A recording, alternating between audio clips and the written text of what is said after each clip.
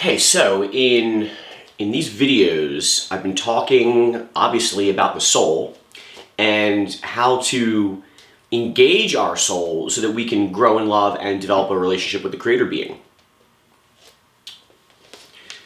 Pretty much, if you're seeking out spiritual guidance from other humans, you're going to find lots of information about the physical body and some information about the spirit body, which are incredibly amazing, complex, organic machines. However, very rarely does anyone actually talk about the soul and how to engage the soul and what are some of the attributes or principles of the soul. And I would like to share some of these with you today. Okay? I would like to say that I'm aware of about 7 main principles or attributes of the soul that I'm prepared to talk about and share with anyone who's watching this. But by no means is the soul limited to my perception and understanding of it. These are just principles that I have been taught about and I have discovered through my own experimentation to be true. And that all of these principles mesh very well with some of the other material I've been talking about in regards to feeling out our emotions and growing in love. Okay? So, without further ado, let's get into it. So this is going to be Attributes of the Soul Part 1. Part 2, there's another 3 principles that I'll be highlighting and discussing. Okay? The first principle, or attribute of the soul, is this concept of absorption. Okay? Now, I have written down here the ability to accept beliefs. Beliefs. What do I mean by that? Well, because, again, let's take a look at his visual representation down here. We are all aware of our physical body, okay? But around, encapsulating our physical body is a spirit body. And encapsulating both the physical and the spirit body is our soul, okay? So if you can imagine, we're taught through physics that our physical body isn't even really physical. It appears physical to us, and we interpret it as physical, but stuff's moving all the time, right? It's all energy. It just feels dense to us. The spirit body, same concept, same principles. There's energy moving all the time, except it's more subtle. Okay? We can't see it necessarily. Not everyone can see it. And a lot of us have trouble even feeling it. Okay? And then even beyond that is our soul layer, which is a container of emotions, desires, passions, beliefs, memories, like all this stuff, right? Encapsulated in our soul. And then that crystallizes down to form our spirit and physical bodies. Okay? So, when you're a child and or you're in the womb, let's say, I've talked about this concept of you're taking in all of your parents or people in your network, your family, friends, societies, emotional beliefs, their errors, their material. This is what I'm talking about. This is absorption, okay? When you do not have a belief in a particular area and someone that you trust comes along, you will absorb their belief. And that absorption happens in the soul layer, okay? The next one is preclusion. Now, preclusion plays into absorption, okay? Because preclusion is the notion or the concept that the soul cannot hold contradictory beliefs or views, okay? Let's talk about an example of this to show what I mean. Let's say you're a child and you're born to parents who believe that killing is justifiable in certain circumstances, okay? Let's say like self-defense. A lot of people say this. Hey, I'm a peaceful, loving person, except if someone attempts to kill me, then I will retaliate and use self-defense to neutralize or destroy them. Okay? Commonly held belief here. If you have that belief, what your soul believes is that violence is okay under certain circumstances. Okay? That's not the same as violence is never okay. You see? You can't hold... It's contradictory to believe that violence is okay in some circumstances. Violence is never okay. Okay? And this is what we're talking about here. If you believe that violence is okay under certain circumstances, you are not going to be able to believe that the Creator never believes violence is okay until you go through your progression of emotions to release your belief. Okay? So, you will hold whatever belief you have until you release it. Now, I'm not talking about releasing emotions in this video. I pretty much talk about it in every other video, okay? So I know that this presentation could be a little bit more complete, but for the sake of time and time constraints with the video, I want to keep it to a place that we can understand, okay? If you want to talk about, if you want to learn more about releasing emotions, just check out any of my other videos, okay? Because I talk about it in pretty much all of them. But this notion of preclusion is important, okay? If you believe the sky is green, you will continue to believe the sky is green. Even if you see it is blue, it will not change your beliefs. What changes your beliefs is removing the emotional material inside of you and your sadness about who told you the sky was green. You see?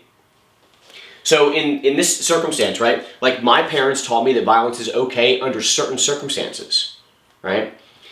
The only way that I can change my belief to match those of the Creator's, which is that violence is never okay, is I have to feel out through my progressions of emotions and release this false belief.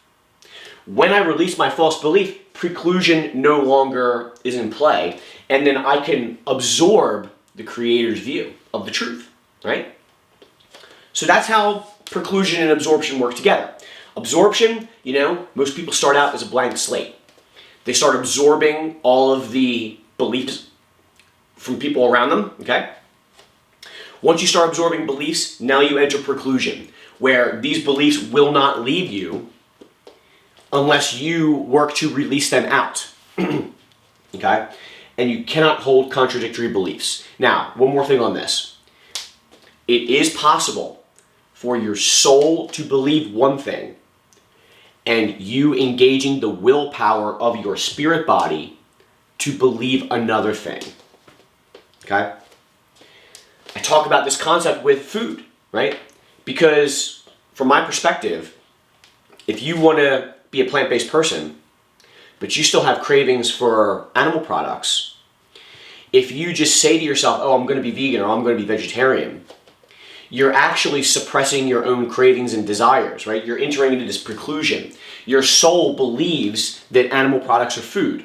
So therefore, your soul, we'll get to this next part, will actually override your willpower from your spirit body, okay? That's a great time to talk about dominance. Dominance is our next principle. Dominance is the concept that the soul overrides spirit and physical body, okay? It's kind of a mistake to use this, the word in the definition, but I think you get the idea, right? You could say overrides here. So the soul overrides the spirit and physical body. So again, here's your soul. If you believe in your soul that animals are food, it's going to create a craving in your spirit body. If you think that you're doing a non-loving thing, you could use your willpower to override your soul-based cravings, okay? But you can only do that for a temporary amount of time, because what you're doing when you do that is you're continuing to build up suppressed emotions inside of you, which, if you've been watching some of my other videos, you will know will increase the intensity of law of attraction events that your soul brings to you in order to get you to feel out your erroneous soul-based beliefs, okay? This is a really important principle here, dominance, because it's saying that it doesn't matter what is going on in your physical body, it doesn't matter what is going on in your spirit body. What really matters is your soul. The Creator created the soul to dominate and control the spirit and physical bodies. Our soul is our essence. It is the source of our individuality, and it is our true nature. The bodies that we're in now are projections in a constructed reality that the Creator constructed for us to play and to navigate and to become self-aware. These are the kinds of lessons we're meant to learn and understand, okay? It's like, going back to the food example, if you're a person that has trouble with their physical weight, we all want to address the physical. Oh, I'll just eat different food. Maybe I'll exercise a little bit. Yes, you can get temporary results doing that. But again, what are you doing? You're using your willpower from your body and your spirit body to override the emotional material in your soul that is creating the causes and conditions for your cravings and your weight in the first place. You heal your soul, your spirit and physical body fall right into line, okay? So this is worth repeating again, dominance. Our soul overrides our spirit body, overrides our physical body. It's only a matter of time. Okay. Now, our last attribute for this video is progression. Progression is the concept that soul-based growth brings pain and pleasure. Pain and pleasure? Why would I want pain? Well, as I've mentioned in previous videos, one of the benefits of doing this emotional work, whether you're interested in connecting with the Creator or not, is that as we release suppressed emotions that exist inside of us, they're already there. These emotions are actually blocking and shutting down other parts of our soul. Okay? It's like, let's say you have, let's say you have cancer in your liver, okay? Is the problem really with your liver? No. Your liver is actually showing you that there's something holistically wrong with you.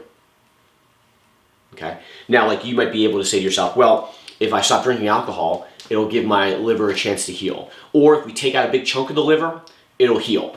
Okay?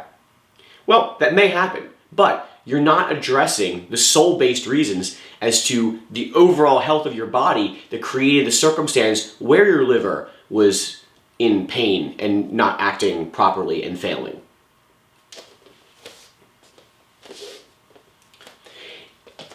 If you're experiencing physical disease, you've already got huge amounts of suppressed emotions inside of you. So, as you go through the emotional progression of depression, which covers anger, which covers addictions, which covers fear, which covers grief or sadness, you will have to feel out your own pain. Because that's how the soul was designed. So you're going to feel pain. However, as we start correcting our views and we start being mostly error-based and start changing these error-based beliefs into love-based beliefs to match those of the Creator being, again, it's not my opinion of what's loving. It is the Creator being's view of what is loving. Okay? As we start to do that, that increases our ability to feel pleasure. Okay? When we shut ourselves down, it affects the entirety of our body. Okay? When we suppress pain, we're actually suppressing pleasure as well. And this makes perfect sense to me. This is why you look around and everyone is like a zombie. Very little life force coming from people, especially older people. And it's because of decades of suppression where they don't even know what pleasure feels like. You know, I've mentioned before about some of my own experiences, and I do promise I'll make a video detailing my own personal story. But these videos are not about me, even though I provide maybe some examples to get your mind stimulated about what could be. Okay? Like, when I'm talking about pleasure, I mean like you're just walking around, living your life, and all of a sudden you just start giggling and feeling great. You feel light. It's simple things that you don't think about when you're full of suppressed emotions. Oh, wow. That's a beautiful colored car. Look at that tree over there. That tree is a spectacular specimen. You start attracting things. Maybe you run into a friend. Oh, wow.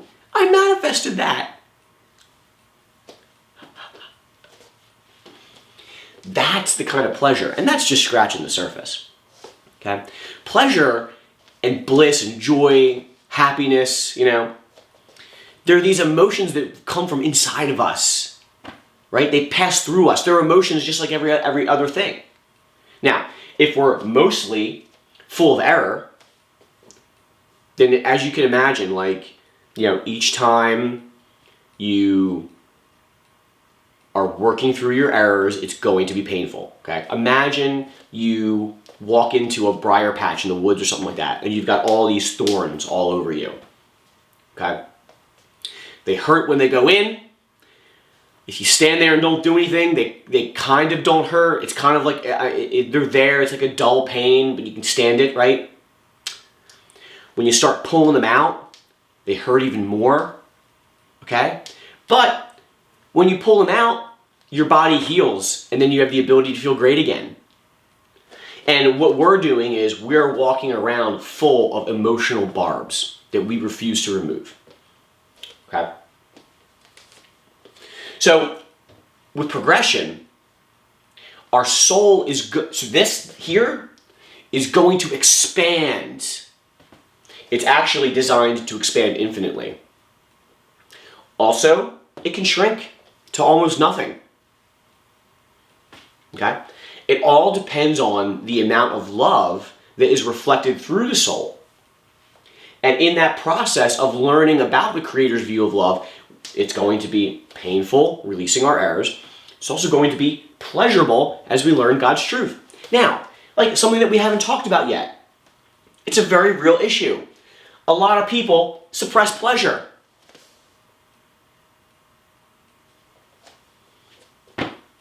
Why? Well, there's potentially a few reasons. Number one is pleasure actually feels pretty close to fear. When you get excited, it's very similar to a feeling of fear, and sometimes a person may get it confused. Another reason why we shut down our pleasure is that we are taught that many things that are actually pleasurable and loving are not. Humans teach us to make judgments about our feelings. So it's like, let's say you went outside and you looked at a tree and you were like, wow, this tree is so amazing. This tree provides oxygen for me to breathe. These trees build the microbiome in the soil. These trees provide homes for animals. They provide shade for me. Some of them even make fruit. If you went up and hugged a tree, in this society, people would be projecting judgment at you. Look at that weirdo hugging a tree. Get a life tree hugger, Get your head out of the clouds. that's shutting down pleasure. You see, a person that reacts in that way, and that's, by the way, it's a lot of people, they have no source of pleasure in their life. Imagine the notion of feeling pleasure from looking at a tree, and so many people can't even experience it. They shut it down. They make judgments about it, and they project at others. This is part of the reason why we are all complicit in the continual destruction of our environment. Because we are so ill that we cannot recognize, we don't feel any pleasure. Everything is an attempt to avoid our own pain. Avoiding our own pain is what ultimately gives you physical disease and death. It's what ages us and what kills us. Now, when you start doing emotional work and you start working through the layers, you're going to feel more intense pain than you have up to this point. However, feeling this pain heals your body. It releases stuff that's, again, already inside of you. And when you are humble, remember, humility is the desire to own and accept and feel all your own emotions, okay? You'll start to feel less of this and more of this, okay? So as we progress and get out of hell, which most of us are in hell right now, then, by the way, myself included, then we will feel far less pain and way more pleasure, right? It's going to be feel mostly pain and a little bit of pleasure, and then as we progress, right, and we remove our errors, now we've got way more pleasure and far less pain until it ultimately drops off, and we have no more pain, and the pleasure just continues.